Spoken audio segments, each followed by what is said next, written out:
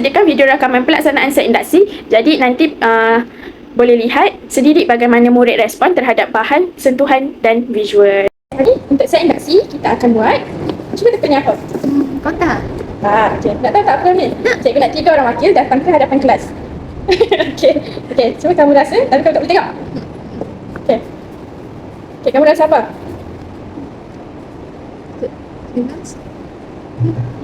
Okay, buka mata. Cuba kamu tunjuk. Antara ni, mana yang kamu rasa? Okay, cuba sebut. Lembut.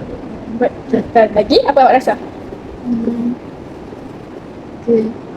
Keras, okay. Okay, jadi hari ni cikgu nak ajar awak barang dalam ni ada kaitan dengan PDP kita hari ni.